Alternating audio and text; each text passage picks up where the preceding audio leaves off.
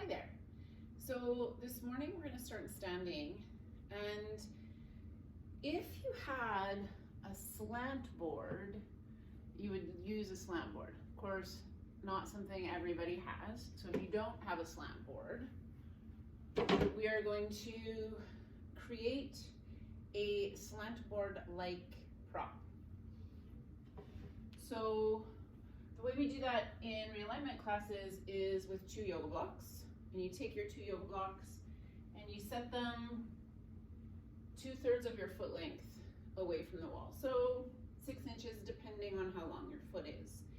Then you're gonna take yourself, put the balls of the feet on the blocks and drop your heels back down towards the floor. So it's like you're standing on a stair, letting your heels drop going into a calf stretch.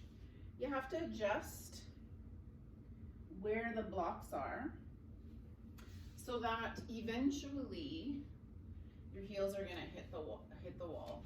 Now, it is not ideal with a baseboard.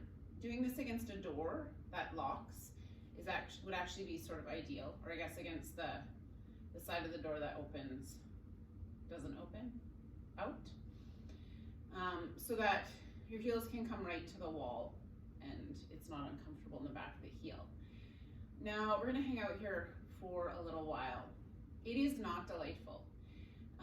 Many of us have quite tight calves, so there's going to be a lot of resistance to this. If you find it very uncomfortable, so you're hanging out here and like, oh, this is horrible, maybe you lower the slant. So maybe you work with just 1 block, or you can alternatively, like if it is just absolutely horrible, you could bring your heels right to the wall and then just have the blocks between your knees. So if you have extraordinarily tight calves, there's tons of resistance to the wall drop, you just go to standing at wall with pillow. So that would be a way to modify. So you're still hanging out, heels dropping. Another thing you want to think about, the blocks, if you're using this kind of yoga block, are about pelvis width apart. They're a little bit wider. So your feet would be about as wide as the blocks, and the outside edge of your foot is parallel with the outside edge of the block. So your feet are pointing straight ahead. So you're just hanging out here, letting everything settle. Yeah, there may be a ton of resistance to this, that's okay. First thing I want you to notice is, are both of your calves on the wall? And they might be and they might not be, and there's a lot of things going on there. Maybe you have really, really thin calves, so that's gonna take a lot longer for the calves to come to the wall. If you have very tight ankles, it's gonna take longer for your calves to come to the wall. Very common to notice that one calf comes to the wall, but not the other. That could be a couple of things. Again, it could be a difference in range of motion in your ankles. It could be that one knee straightens more than the other. And it also could be that there's rotation in your pelvis. So meaning you kind of habitually carry one side of your pelvis a little more forward than the other. That's one of the things that we're allowing to settle out of the body here. So as we hold over time, you're gonna notice your heels get heavier, your legs get closer to the wall. Your hamstrings aren't gonna be on the wall, I don't think. Now, moving up past the hip, both hips are gonna be on the wall. In fact, we're using the wall as a ruler to hold the pelvis level, and then letting all of the muscles of the legs kind of arrange themselves around that. If you're a little bit of a rib flarer, or you have a bum that sticks out, or you have a very deep low back arch, if you relax here, your shoulders aren't going to be at the wall. And very often, if I try and force that, it's going to create some compression in the low back, some tension in the low back, maybe a painful sensation. Let your ribs float. Don't try and get them back to the wall. Over time, they'll get back. Same thing in the neck, in the head and neck. If if I try and get my head back, very often what'll happen is the chin will lift. So you'll kind of move just at the base of the skull. We're already really good at that range of motion. We don't need to practice it. So you want to think chin down, almost like you're trying to create a double chin. Chin down, ears back. And most of us, if we create a lot of tension in the front body, can force the head and shoulders back. Again, that's not what we're doing. We're trying to create the conditions by creating sort of a traction situation with the feet for the pelvis to level out, the leg muscles to sort of lengthen to neutral, and then eventually the upper body just relaxes into neutral. So there's the same amount of tension in the back body as in the front body.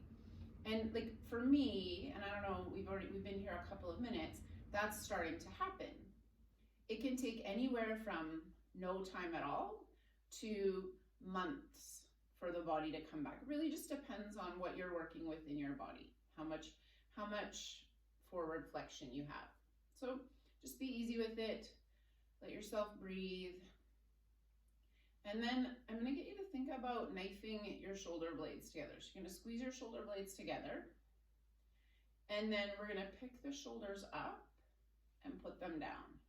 Picking them up and putting them down. You wanna watch that as you go up, you are not also going forward. So they're going straight up, straight down. And if your arms and your shoulders are touching the wall, you can use the wall as a guide. Let's say that's 5, 6, 7, 8, 9, 10. And maybe you notice that when you do that, there's a little bit of rib flare. We're not going to worry about that right now. We're not going to try and correct that. I want you to have a soft belly and just focus on shoulder blades together and the shoulder shrug. So again, it's shoulder blades together, shoulders straight up, straight down. 2, 3, 4, 5, 6, 7, 8, 9, 10. It's interesting to notice maybe how the shoulder movement makes what's going on in your feet and lower legs a little bit more intense. Just be aware of that. Some of us might start to notice head and shoulders are coming back a little more naturally. Maybe yes, maybe no. It's not magic. Everything takes time. Just breathing, belly soft. Last time with the shoulder shrugs. You're gonna shoulder blades together, shoulders straight up, straight down. 2, 3, 4, 5, 6, 7, 8, 9, 10. So your arms relax again. Take one more mindful breath here. And then figure out how to get yourself up out of this. Ugh. Go for a little walk. Just kind of walk around a little bit until your feet feel normal. You can come back to standing and just do the opposite shape with the foot. So again, you can be near a wall, so you can hold on to the wall if balance is a little bit iffy. You're just going to take one foot and point your toes back. So a little top of the foot stretch. A couple things that happen sometimes in a top of the foot stretch. You'll belly your pelvis forward. So you want to think weight back in your heels. Nice little reminder where your pelvis should be is when in doubt, stick your bum out. So you think tail up a little bit, hips back. And then another strategy we might have for balance is rib flare. So you think, could I just let my ribs settle a little bit? Now you're going to switch sides. So other foot, pointing back, little top of the foot stretch. From a front view, sometimes what we'll see is this, one side of the pelvis drops down. Just think about pushing down through the standing leg to keep the floating hip level-ish. Weights back, ribs soft, belly relaxed.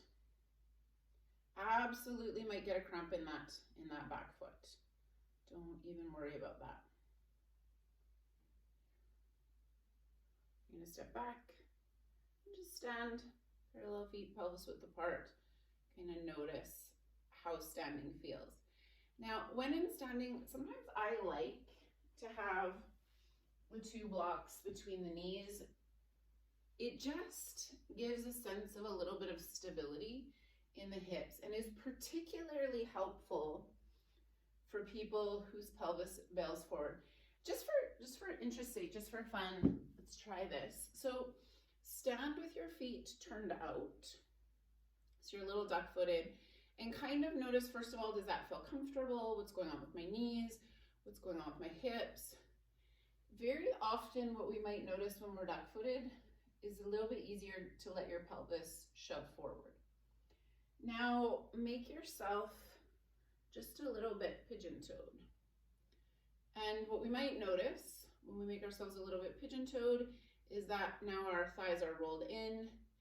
And unless you're a championship tail tucker, it's quite a bit harder to let the tail scoop under. It's quite a bit harder to let the pelvis shove forward. And so by having the blocks between your knees, we are sort of getting rid of that habit, or we're trying to coach the body out of that habit of bailing forward. Now, you got the block between your knees. You're gonna find your 2 hand weights. So I have 5 pounds. Could be a little bit lighter, could be a little bit heavier. Remember that heavier is not better. So if you don't do a lot of this next range of motion, adding 10 pounds to it is maybe too much load. It's too much weight. And you wake up really sore the next day and you think the exercise was bad for you, or you have a bad neck or a bad shoulder, but really what you have is just doing too much too fast. So err on the side of a little bit lighter weight. You're gonna pick your shoulders up, draw a circle forward, down, and back. Up, forward, down, back. We might be a little creaky. 2, 3, 4, 5, 6,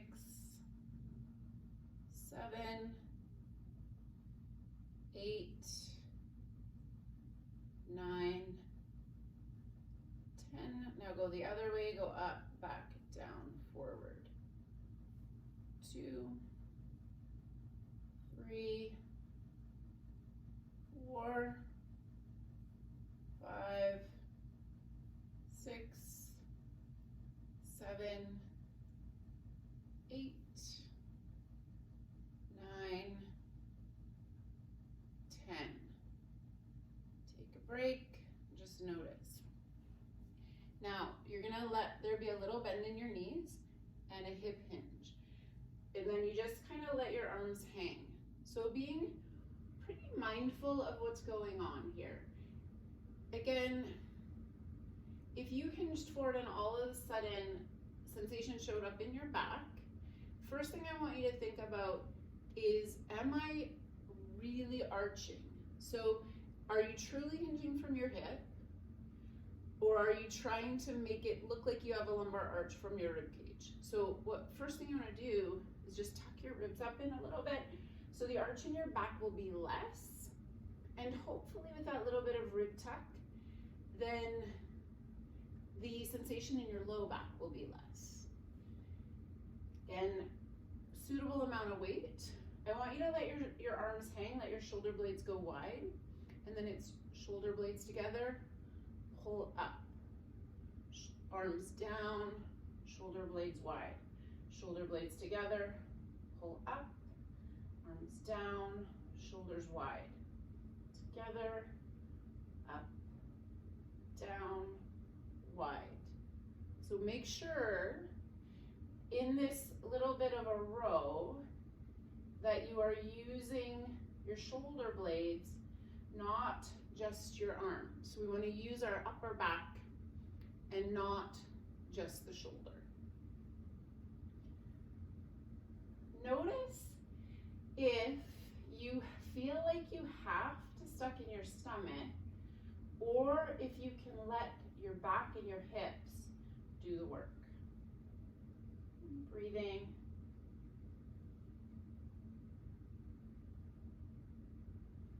More.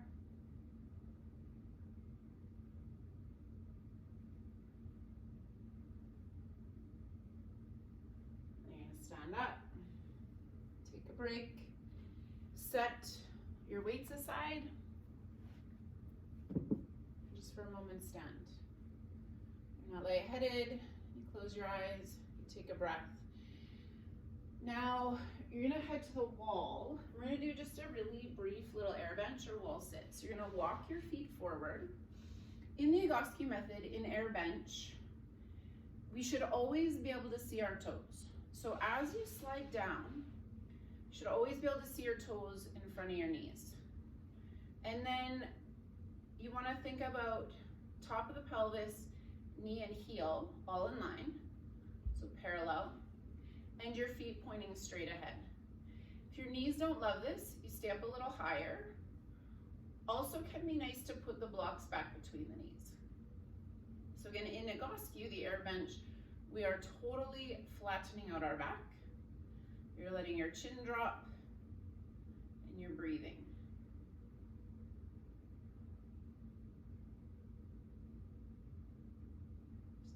Out here, hands are relaxed, you're just sitting on your legs.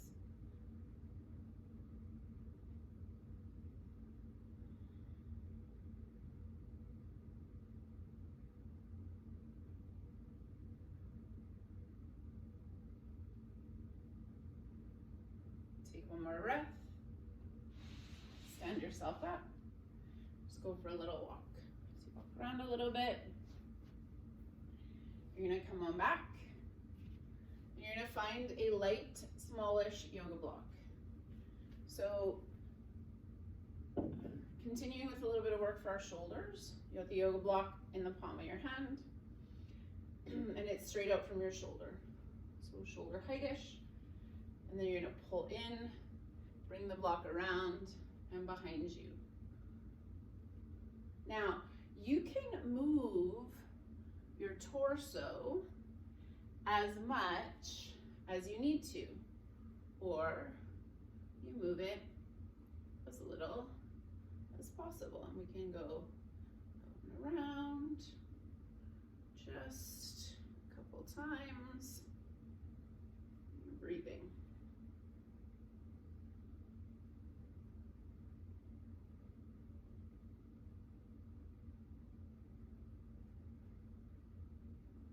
You'll notice the body figures it out, the shoulder warms up a little bit, and it gets easier over time. Now, you're gonna change hands. So opposite hand, same again, forward and back. You will likely notice, of course, we all have a dominant hand. One side's gonna be a little easier than the other. Ooh. My left arm is not as smart as my right arm. It is, however, getting smarter, which is perfect. Maybe you've never done this before, like, oh, this is weird. Every time we do something new, we get just a little younger and a little smarter. So that is good news. And you're gonna set that guy down and just stand for a moment. Now take your arms and put them right down your side. And you're gonna give yourself a squeeze. So you're trying to get rid of all the space between your arms and torso. You're just pressing. And we're gonna hold for a minute. Just really nice little squeeze. Keep breathing. Shaking is okay. You may notice one arm gets closer to the body than the other. Maybe you need to use your face to do this like I just did. Breathing, squeezing, 15 more seconds.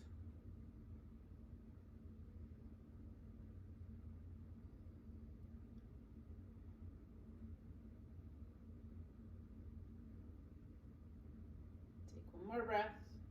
Just let that go. You let it go. You just stand for a moment. Notice how standing feels. You're gonna go back to the beginning. So you're gonna get your 2 hand weights this time. Now, if you find the blocks really, really helpful, you find them very stabilizing, use the blocks. Don't need your blocks, don't worry about it. You're gonna pick your shoulders up, you're gonna go forward, down, back, up, forward, down, back. 3, 4, 5, 6, 7, 8, 9, 10. Go the other way, go up, back, down, forward. 2, 3, 4, 5, 6, 7, 8, 9, 10. You're gonna bend your knees a little bit, you're gonna hinge forward, you're gonna let your arms hang. We might notice we can hinge a little more second time around, and my arms are just dangling, I'm not holding on to them, my shoulder blades are wide, my ribs are up, and then it's elbows close to the body, straight up, straight down. Shoulder blades come together, shoulder blades go wide. Of course, you are breathing quietly through the nose. Squeeze at the top and down. Squeeze at the top and down. And I mean, 5 pounds for this isn't necessarily a lot. You can just imagine that your weight is heavier and you can hold at the top. Stay up there at the squeeze, just really activating the back, and then lower down. Breathing. One more. Then you put your weights down, just stand up. You're not lightheaded, just for a moment, close your eyes. Notice no sensation in the hands, no sensation in the upper back, maybe in the hips. Now, grab your 2 blocks, or if you just have a yoga brick, the yoga brick works. I'll just do that. We'll just use this guy today. Except if you have a big foot, it is not long enough. So get as much as your foot as you can on your yoga block.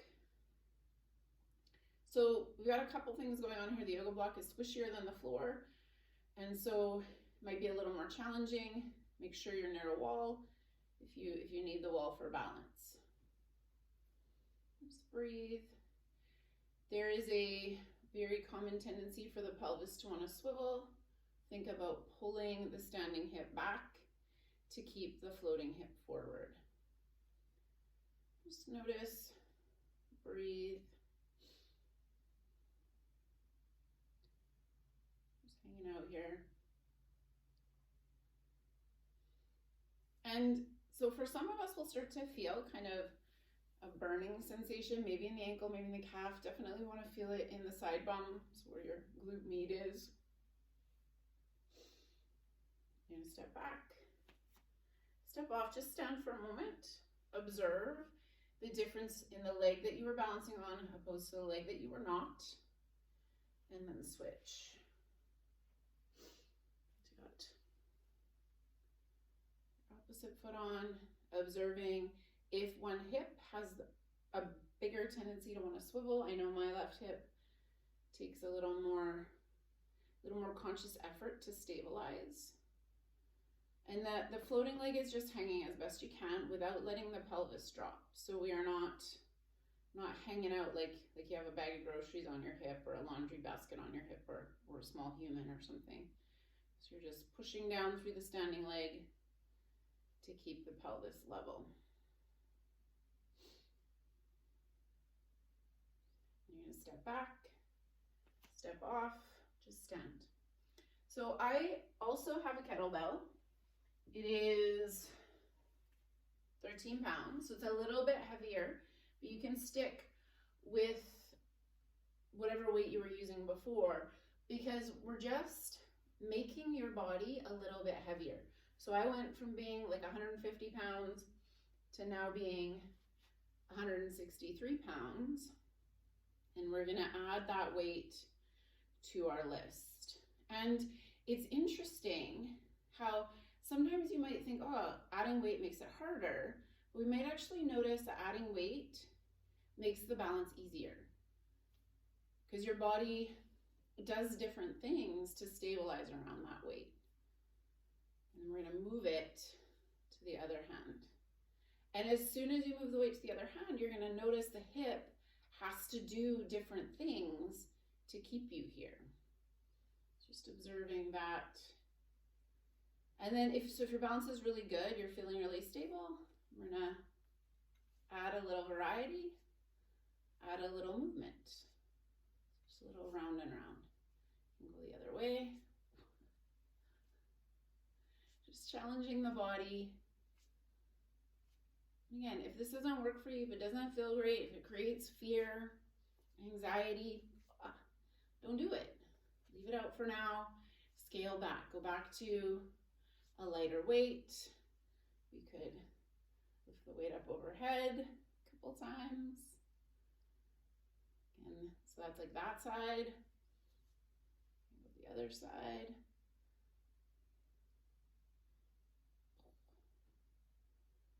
And then come down. Set your weight down. Pause. Stand, take a moment. Observe. Your breathing is a little different. Notice the circulation in your hands, that little bit of grip and pulling strength in the hands.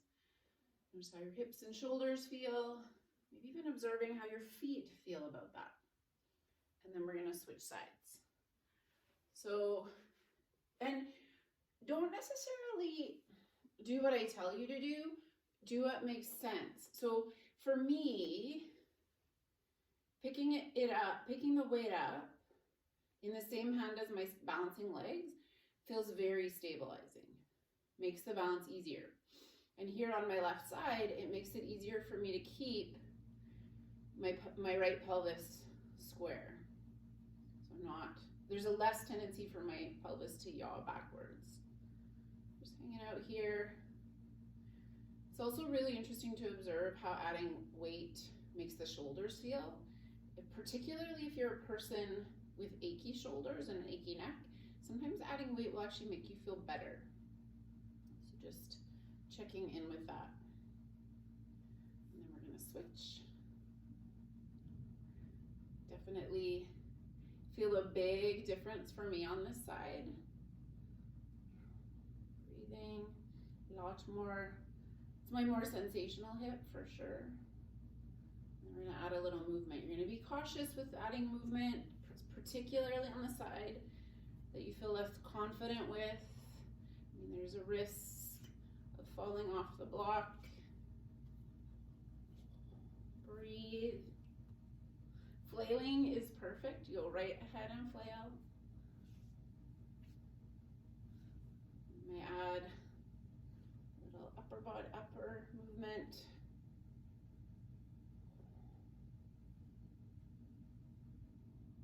And then you're going to switch.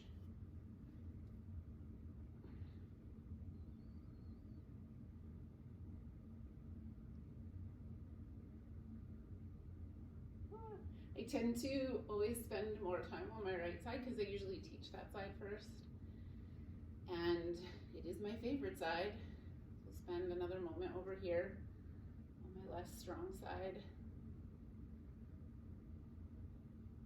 Really fun to recognize that you don't have to be perfectly symmetrical. Everything doesn't have to be done evenly, it won't fall apart. Okay, step back, step off, set your weight down, just stand. You're not lightheaded, you close your eyes. Observe. Notice how that feels. And then I'm gonna get you to step your feet about pelvis width apart, or wider than pelvis width apart, about mat width apart if you're standing on a yoga mat. And I would encourage you to have something in front of you that's got a little bit of height, so that again we can do a little less as opposed to a little more. We're just gonna shift the pelvis straight side to side. you shift side to side, we are going to start to hinge. And what I'd like you to take your hands around the bottom edge of your rib cage. Think about breathing into your thumbs as you start to hinge forward. Coming forward. Sometimes thinking about moving forward on the inhalation, thinking about breathing into the back ribs, just allows the low back to feel a little more stable. You get as far as you can go. You can put your hands on something, and then you're just, again, adding that little side to side. So interesting to notice how this feels in the back of the leg, how your hamstring's doing. Also interesting to notice how this feels in the inner leg. Is one side a little tighter than the other?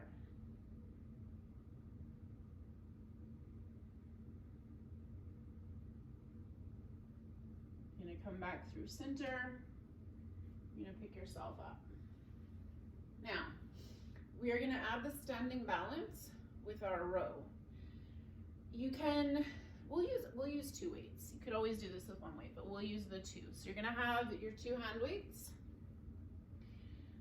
kind of dangling at your sides. Again, you're just letting the hands hold them.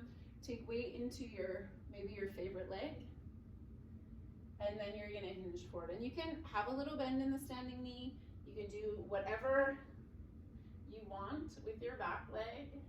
You can bend. It's a little bit like a warrior 3-ish position.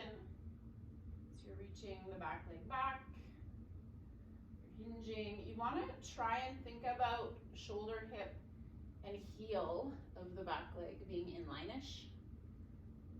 And then we're going to add a row. So you're going to pull down, pull, relax. And remember to get your shoulder blades into it. Use your upper back. 4, 5, 6, 7, 8, 9, 10. Stand up. Whoa, just stand. Paying particular attention to circulation in the body. Where are you feeling this? And then we'll switch sides. So you're gonna take all your weight into your other foot. You're gonna hinge. You are not going to expect that the hinge is going to look and feel the same on both sides, because it won't. Same again, little row. You want to imagine that you're holding something in your armpit. So you keep the arms nice and close. 2, 3, 4, 5, 6, 7, 8, 9, 10. Stand up. Set your weights aside. Stand for a moment. Notice. Take a breath. Observe. Now a little rolling forward bend. You're going to drop your chin. You're going to let your shoulders round. You're going to go mid back, low back, hip hinge.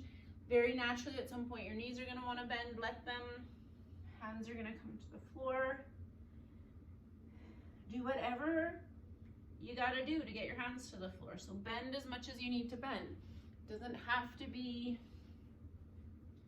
some perfect straight-legged forward bend. And you're going to roll yourself all the way back up.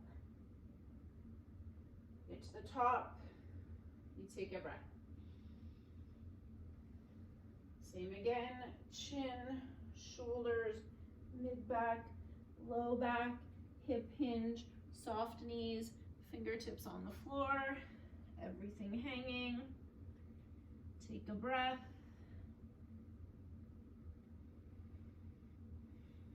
Roll yourself back up.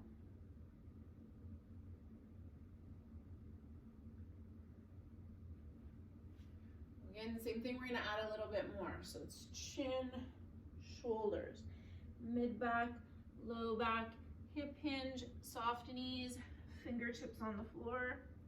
You're gonna walk your hands forward a little bit. And then you're just gonna roll over your toes, bring your knees to the floor, sit back.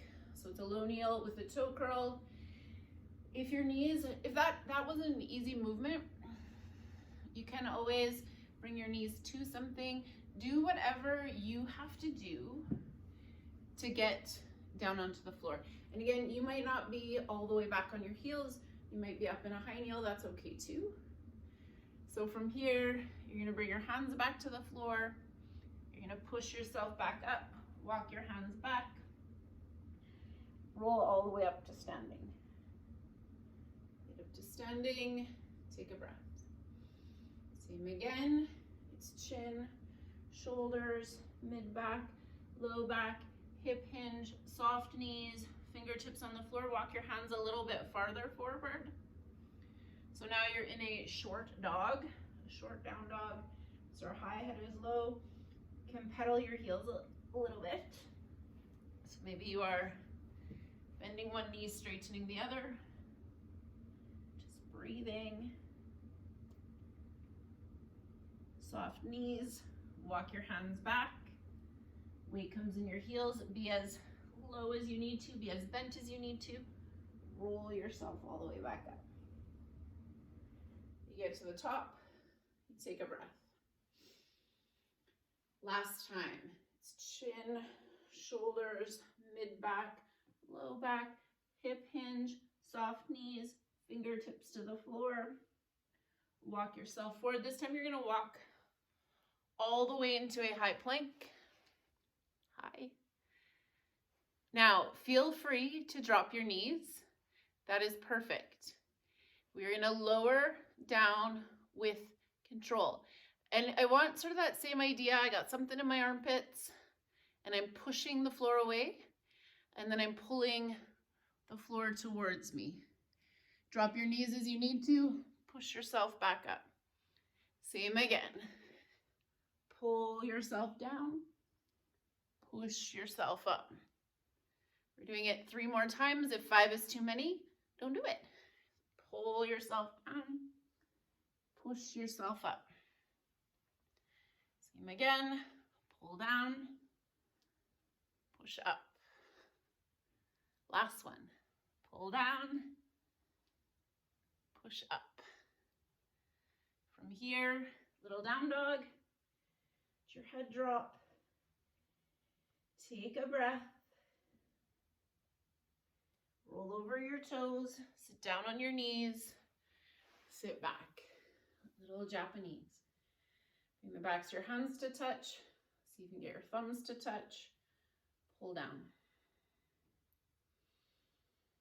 Take a breath.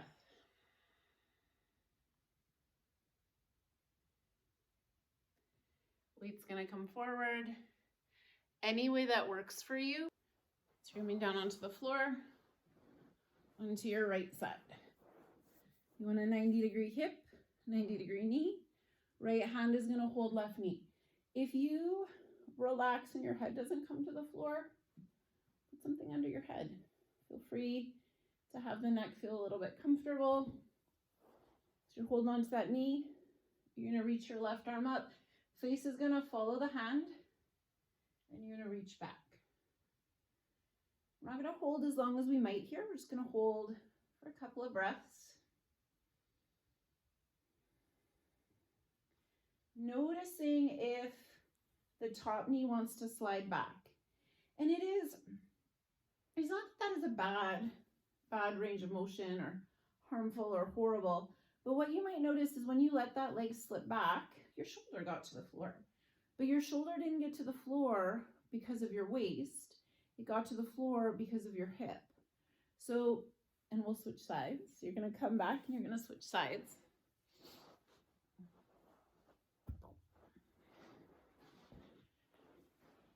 So part of the upper spinal floor twist is stabilizing the hip and then moving the upper body around that stable hip. So you're gonna reach that right arm up And then you're going to reach it back. And we're going to observe that the twist is different one side to the other.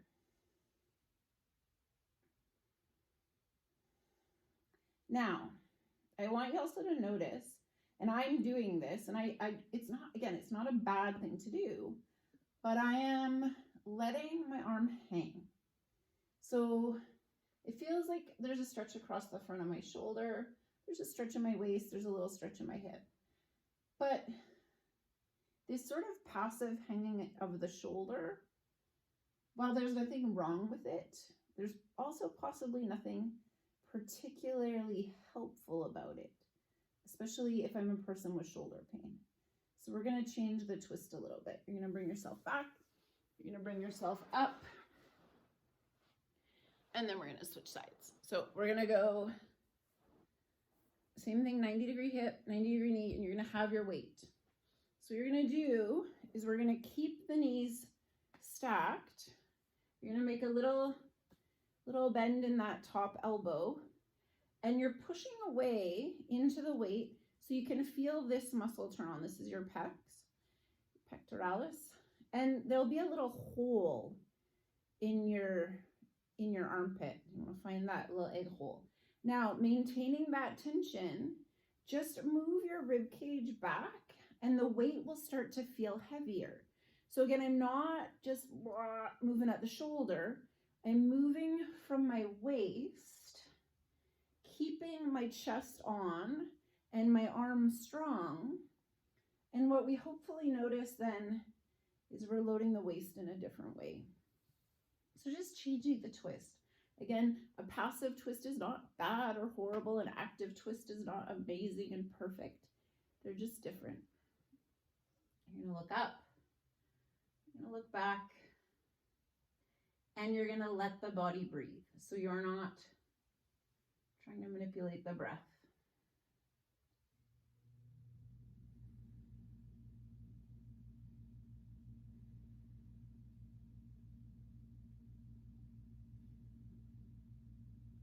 Bring that weight back. Just rest on your side. Notice. And then switch. Again, we got 90-degree hip. Left hand holds right knee. Arms in front of you. Head dangling. Pick that arm up. It is going to be different one side to the other. You are going to feel stronger and more stable through one shoulder. So when you're pushing the arm away, hi Bill. Bill came in, he loves twists. It's a great little down dog. And then you're gonna move from your rib cage, bringing that arm back, but without letting the arm collapse behind you. You can look back towards the backhand, breathe.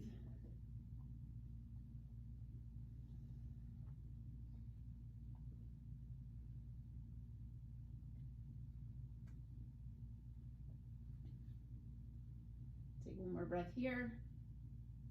Bring that back arm forward. Set your weight aside, and you're just gonna roll out onto your back. Come here, Bill. Come over here. Hey, buddy. Joe. Joe. Okay, so you're rolling out onto your back. Move your feet about mouth apart. And then just let your knees windshield wiper. So little side to side. Both knees go left, both knees go right, and you're breathing.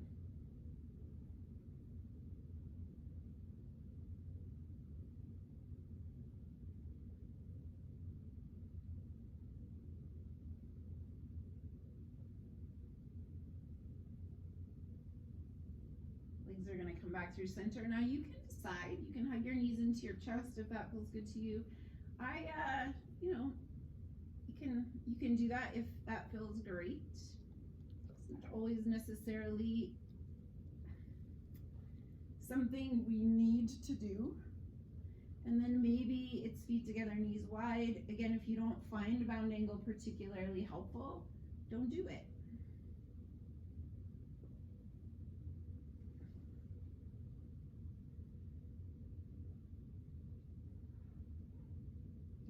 legs together.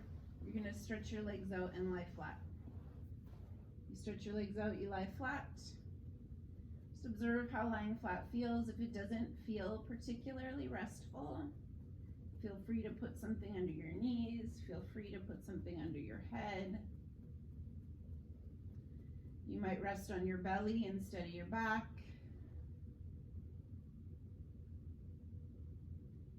You might put your legs up the wall, whatever would feel most restful. Every time you inhale, body expands a little bit. Every time you exhale, body settles and lets go. Soles of your feet are relaxed. And your ankles are relaxed. Your lower legs are relaxed. And your knees are relaxed. Your thighs are relaxed. And your hips are relaxed.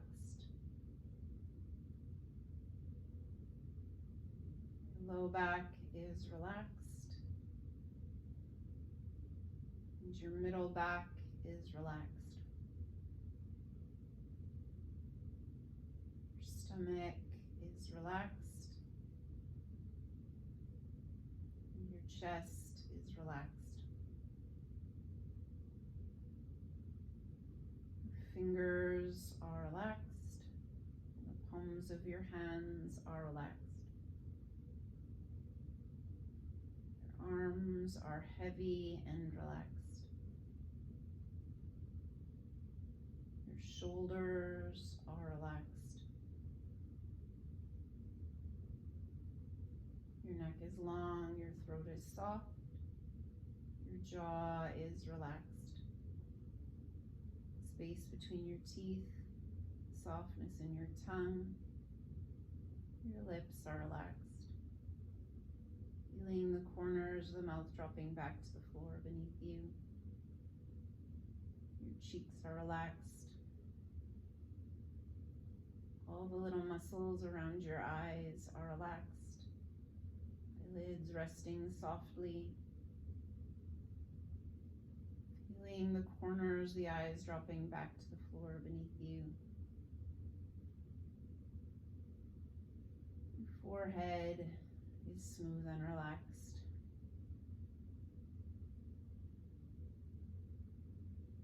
Your mind is relaxed. And your heart is relaxed.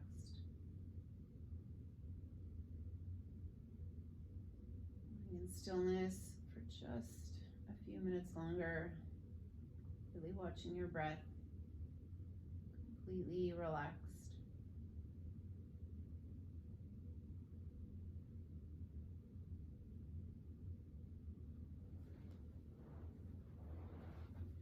May you be filled with loving kindness. May you be well. May you be peaceful and at ease. May you be happy.